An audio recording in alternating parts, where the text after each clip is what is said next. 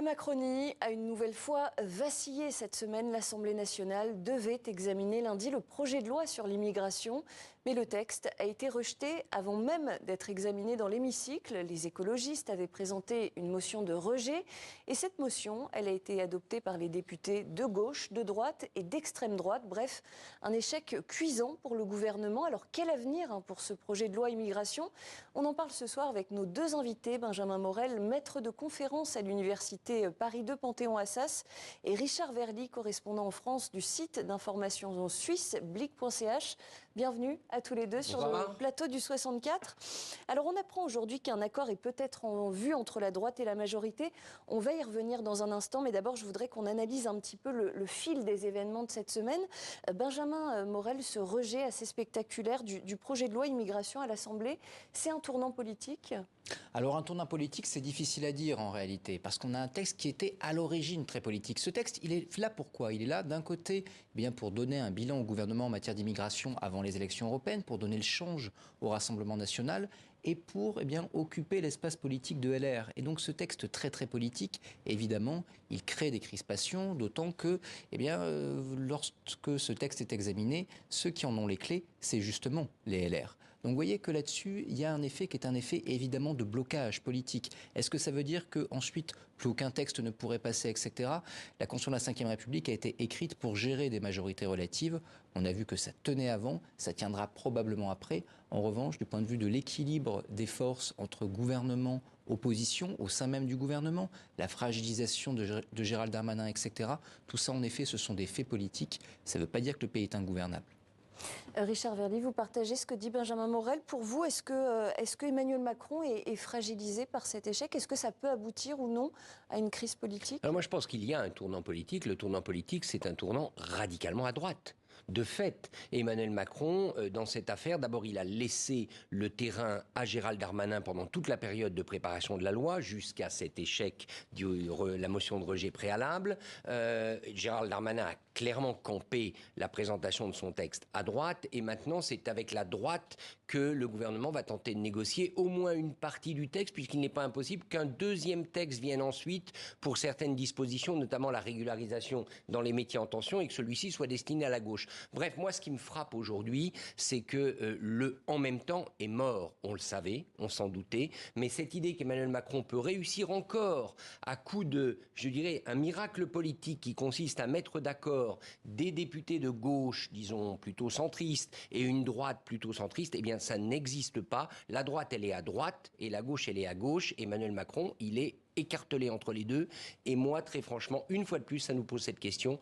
Comment va-t-on vivre ces 3 prochaines années de présidence? Parce que certes, Benjamin a raison, la Constitution peut tenir, mais entre une Constitution qui tient et une situation politique calme, il y a quand même une énorme différence. Alors, quoi qu'il en soit, le gouvernement souhaite que le processus législatif se poursuive. Et il a fait le choix d'une commission mixte paritaire pour tenter justement de trouver un accord sur ce texte entre sénateurs et députés. Cette commission, elle se réunit demain à huis clos. Benjamin Morel, expliquez-nous très concrètement comment est-ce qu'elle fonctionne d'abord, cette commission? Une commission mixte paritaire, en réalité, c'est une sorte de conclave entre 7 députés et 7 sénateurs avec un objectif, de produire un texte qui soit adoptable par les deux chambres. On dit beaucoup, il y a combien de députés et de sénateurs LR, il y aura un rapport de force, etc. Évidemment, il peut y avoir des jeux de rapport de force au sein de la commission, mais in fine, c'est pas ça qui compte le plus. Il faut que votre texte, au bout du compte, soit adoptable par les deux chambres. Et là, il y a un enjeu, c'est-à-dire que, évidemment, LR va camper sur une position dure, parce que ceux qui ont la clé du jeu aujourd'hui, ce sont justement les LR. Mais de l'autre côté, il faut également que le texte soit adopté à l'Assemblée. Or, le groupe LR est très très divisé. Il n'est pas certain que quand bien même il y ait l'accord de Bruno Retailleau et même d'Éric Ciotti, donc de la droite sénatoriale et des chefs du groupe LR à l'Assemblée, ça veut dire que tous les députés LR suivent, votent le texte ou ne votent pas la future motion de rejet qui ne manquera pas de tomber. De l'autre côté, il faut également que les députés de la gauche, de la majorité, on parle beaucoup de président de la commission des lois, Sacha Houlié, le jour du vote, décide de ne pas voter contre le texte. Si le texte est trop à droite, il risque de s'en séparer. Et même s'ils ne votent pas contre, ils peuvent éventuellement avoir ramassage de fraises ce jour-là, ce qui évidemment serait un peu embêtant parce que, souvenez-vous, la dernière fois, la motion de rejet est passée à 5 voix. Donc, arriver à tenir ça, arriver à tenir dans la même brouette et Éric Ciotti et Sacha Houlié, c'est ça toute la difficulté du gouvernement. Et on voit que cette majorité, elle est non seulement relative, mais elle est également sur ce sujet extrêmement clivée. Donc même s'il y a un accord en commission mixte paritaire, ça ne veut pas dire qu'ensuite le texte passe. Il peut tomber sur une motion de rejet, il peut ne pas être voté in fine, et il peut y avoir au sein même de cette majorité de profonds déchirements qui vaudront et qui coûteront à Emmanuel Macron pour l'avenir.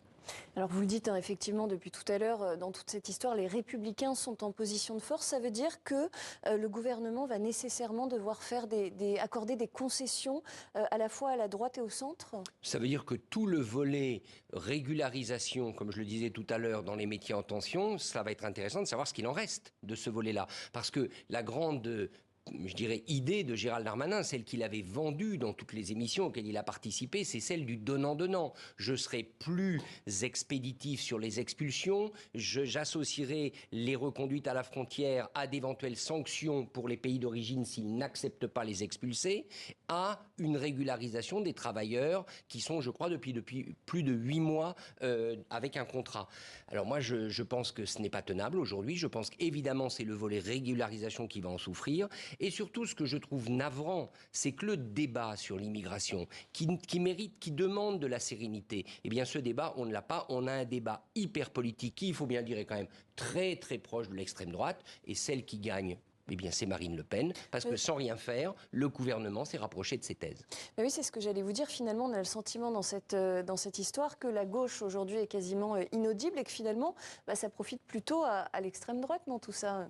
Je suis d'accord avec ce qui a été dit, c'est-à-dire qu'on a un texte qui, pour faire les choses très simplement, est de la popole politicienne. Prenez par exemple 2 points fondamentaux sur lesquels on a cristallisé pendant des mois. L'article 3 sur la régularisation, c'est du domaine du règlement. Ça n'a rien à faire dans une loi, on aurait pu passer par décret. La question de l'AME, c'est un cavalier législatif. Alors on va peut-être le faire dans un texte plus tard, mais un tien vaut mieux que 2 tout l'aura. Si jamais LR veut bloquer là-dessus, ils diront nous on ne croit pas au ministre Darmanin, peut-être ne sera-t-il plus là dans quelques semaines, donc on fait échouer la CMP. Vous voyez que tout ça, c'est de la politique politicienne. Et l'objectif de ce texte, c'était encore une fois d'avoir un bilan avant les européennes pour dire le Rassemblement national n'a pas le monopole du sujet, nous l'avons traité.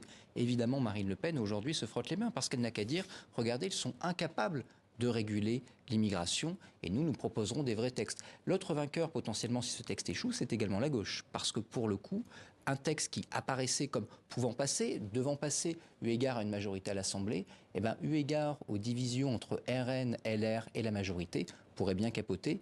Il y a très très loin de la coupe aux lèvres entre demain la CMP et in fine l'adoption finale. Mais alors justement, ça n'aurait pas été plus simple que le gouvernement retire tout simplement son projet de loi quand on voit aujourd'hui la situation dans laquelle il se trouve? Retirer le projet de loi, c'est une vraie défaite politique. Écoutez, ça aurait été surtout plus simple peut-être de réfléchir s'il y avait besoin d'une loi. On en a déjà parlé, je crois, sur ce plateau. La dernière loi, elle est de 2018, si je ne me trompe pas. C'était la loi présentée par Gérard Collomb, la loi Asile et Immigration. Si vous prenez un point comme les régularisations, elles peuvent aujourd'hui être effectuées par les préfets, sur la base, bien évidemment, de contrats de travail, de situation des métiers en tension, etc. Fallait-il une loi sur l'immigration? Et si l'objectif de cette loi, comme l'a dit Benjamin, était uniquement de présenter une sorte de bilan avant les européennes, ça, on peut quand même le dire, c'est raté, parce que c'est une cacophonie à la place d'un bilan. Mais alors, pour rebondir sur ce que vous dites, Richard, on a effectivement le sentiment même que le fait d'aborder le sujet de l'immigration en France, dans la classe politique, c'est un sujet, c'est presque le sujet impossible. Il y a quelque chose de presque tabou. On voit à quel point c'est explosif. Je suis pas d'accord. Alors, c'est vrai qu'au niveau européen, on a un antécédent récent. Le Premier ministre néerlandais, Mark Rutte, qui avait été contraint à la démission parce qu'il n'arrivait pas lui aussi à trouver une majorité au Parlement néerlandais. Ça a donné des élections au mois de novembre remportées par l'extrême droite. Mais je pense qu'on aurait pu avoir un débat, avoir peut-être un projet de loi, mais pas dans ces conditions. Et en tout cas, pas avec cette volonté de tout faire, le fameux en même temps. Sur l'immigration, vous ne pouvez pas faire les deux.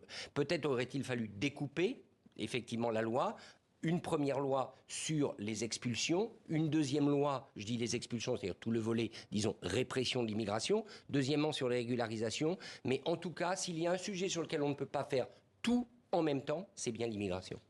Alors, Gérald Darmanin, le ministre de l'Intérieur, a quand même voulu présenter sa démission au chef de l'État, démission qui a été refusée. Benjamin Morel, c'est un coup de communication politique, cette démission présentée, refusée. Comment est-ce que vous l'analysez? C'est un coup de communication politique, très clairement. D'abord parce qu'un ministre ne présente pas sa démission au président de la République et qu'ensuite, quand il la présente, en réalité, elle n'a pas besoin d'être acceptée. Souvenez-vous, Gérard Collomb qui dit « je démissionne ».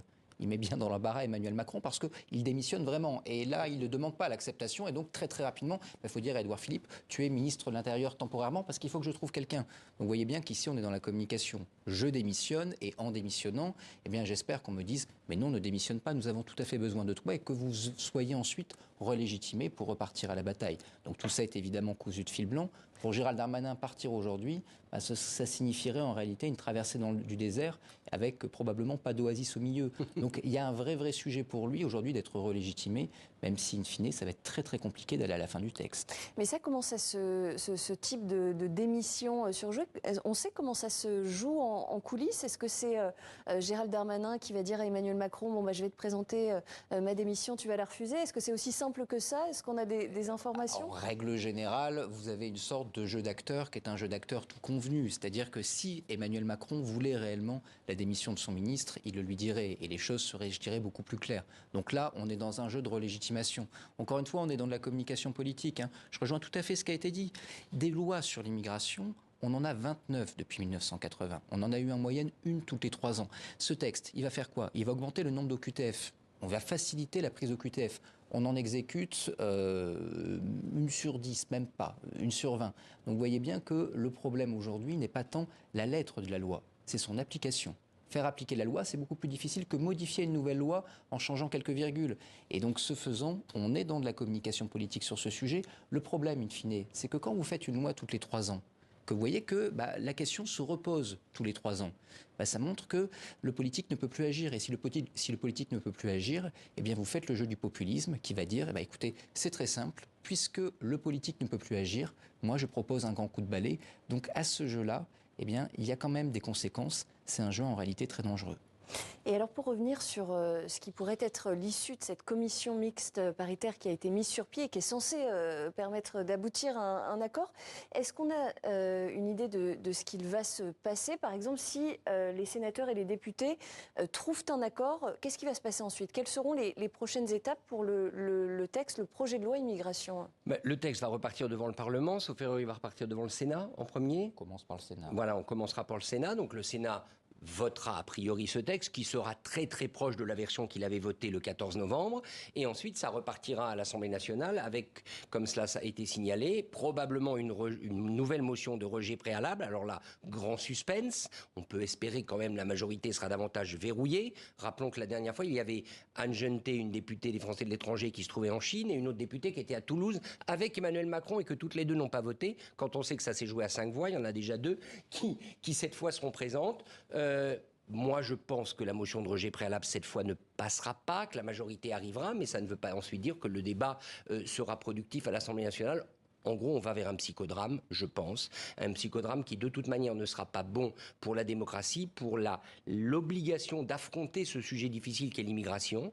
Puisque, rappelons-le, encore une fois, j'espère que Benjamin me corrigera si je me trompe, Emmanuel Macron s'est engagé à ne pas utiliser le 49.3 sur ce texte. Et effectivement, il l'a redit. Vous êtes d'accord, Benjamin Morel, avec cette idée de psychodrame vers lequel on se dirige? C'est un psychodrame, et en plus, Emmanuel Macron ne facilite pas la vie à Gérald Darmanin, parce qu'il dit non seulement pas de 49 alinéa 3, puis il dit s'il n'y a pas de commission mixte paritaire conclusive, on abandonne le texte. Donc il envoie Gérald Darmanin contre Bruno Retailleau avec un pistolet à eau, et ensuite il l'envoie face à l'Assemblée avec un autre pistolet à eau. La réalité, c'est qu'en effet, la CMP aujourd'hui dépend de LR. Or, on l'a dit, ce texte est quand même fait à l'origine pour embêter LR. Donc, quand bien même il y a quelque chose qui sorte de la CMP, ce sera forcément quelque chose de très dur, quelque chose aux conditions des Républicains. Ensuite, quand ça va arriver et que à l'Assemblée nationale et que vous allez avoir une motion de rejet, il faut bien comprendre. Motion de rejet qui serait peut-être à ce moment-là plus initiée par la gauche. Par la gauche, mais à la rigueur, qu'importe pour une motion de rejet, parce que vous savez, il n'y a pas d'exposé des motifs. Donc c'est pas comme une motion de censure. Vous censurez le gouvernement pour quelque chose, mais là vous rejetez simplement le texte parce que vous jugez que vous n'avez pas envie de l'examiner pour quelque raison que ce soit, ce qui permet de manière beaucoup plus simple les tirs croisés. Cette motion de rejet, il faut voir que ça va se jouer à la mobilisation différentielle parce qu'en effet, la dernière fois, il y avait 5 députés de la majorité qui n'étaient pas là. Mais 5 députés, c'est pas beaucoup en réalité. La plupart du temps, on a des taux de présence beaucoup bien moindres. Et donc ça veut dire quoi? Ça veut dire que cette fois-ci, s'il y a un texte très très dur et qu'il y a quelques députés de la majorité de centre-gauche qui ont un peu de vague à l'âme et qui, bizarrement, ont cueillage de fraises ou désolé Madame la Première ministre, mais aujourd'hui la RATP ça fonctionnait pas très très bien, je suis resté bloqué dans le métro, et qu'ils sont un peu plus que la dernière fois, c'est compliqué. De l'autre côté, les oppositions qui ont senti quand même que cette fois-ci il y avait un coup à jouer pourraient plus mobiliser. Or la dernière fois, les plus mobilisés, c'était la majorité. Les oppositions étaient plus démobilisées que les députés ensemble. Et donc, ce faisant, si le RN fait le plein, si la France Insoumise fait le plein, et que vous avez des vagues à l'âme, ne serait-ce que marginales dans la majorité, eh bien, cette motion de rejet, elle peut à nouveau passer. Et là, évidemment, pour le gouvernement, c'est le drame. Donc, on voit que malgré tout, aujourd'hui, vous avez un Gérald Darmanin qui marche sur un fil et qu'Emmanuel Macron, comme je le disais tout à l'heure, ne l'aide pas beaucoup. Alors tout cela, c'est évidemment si la commission mixte paritaire trouve un accord. Dans le scénario contraire, si la commission ne parvient pas à trouver d'accord, qu'est-ce qui va se passer? Le texte repart au Sénat ou le projet de loi est définitivement enterré? Théoriquement, d'un point de vue juridique, ça repart au Sénat et le gouvernement peut donner le dernier mot à l'Assemblée nationale. Donc encore faut-il qu'il y ait une majorité à l'Assemblée nationale. Mais Emmanuel Macron aurait dit, en même temps qu'il a enlevé le 49 alinéa 3 de la panoplie de Gérald Darmanin, qu'à ce moment-là, il y aurait abandon du texte. Et donc évidemment, s'il y a abandon du texte, eh bien, la défaite est en race campagne. Oui, ça s'appelle un désaveu. Si la commission mixte paritaire n'arrive pas à un accord, fondamentalement, ça veut dire que ce texte était mauvais. Disons les choses comme elles sont. Après, c'est une appréciation politique, mais que ce texte n'était pas capable de remplir le rôle qui lui avait été assigné, c'est-à-dire de trouver une majorité. Et donc, avoir travaillé autant de temps, avoir dépensé autant d'énergie politique, avoir fait autant d'affichage en termes de communication sur un texte qui serait in fine rejeté par la commission mixte paritaire, très franchement, ça veut dire que la copie est proche de 0. Et 0 sur 20 pour un gouvernement qui est déjà en phase avec pas mal de difficultés dans sa majorité, pas mal de difficultés dans l'opinion, je crois que ce serait une très mauvaise nouvelle pour Emmanuel Macron. Un autre point que je voudrais aborder avec vous, aujourd'hui les premiers syndicats français, la CFDT, la CGT, également des responsables d'associations et des universitaires ont demandé justement le retrait pur et simple de ce projet de loi immigration. Est-ce que ça peut peser dans les débats de la Commission ou est-ce que c'est une demande qui est vraiment d'ordre purement symbolique à ce stade? Alors c'est d'un ordre purement symbolique, ça ne veut pas dire qu'ils n'ont pas eu raison de le faire par rapport, je dirais, à une forme de positionnement politique. En revanche, on voit que malgré tout l'équilibre aujourd'hui, je rejoins ce qui a été dit, se tourne vers la droite. Alors le problème du gouvernement, c'est que se tourner vers la droite, c'est bien beau, mais quelle droite? La droite Retailleau n'est pas la droite Ciotti et Éric Ciotti et Olivier Marleix ne tiennent pas leur groupe, on l'a vu au moment de la réforme des retraites. Donc le gouvernement fait le choix de se rapprocher de LR, mais LR ne veut pas et ne peut pas tendre la main. Et par ailleurs, n'oublions pas une chose, c'est que oui, l'idée, par exemple, sur les expulsions, d'augmenter l'exécution des reconduites à la frontière en sanctionnant économiquement les pays d'origine ou les pays de transit, ça n'est pas sûr de marcher du tout. Regardez la Tunisie, l'Union européenne avait donné de l'argent à la Tunisie pour accepter les migrants, la Tunisie a rendu l'argent, elle n'en veut pas. Et ça sera le mot de la fin. Merci beaucoup Benjamin Morel et Richard Verly d'avoir été avec nous sur le plateau du 64.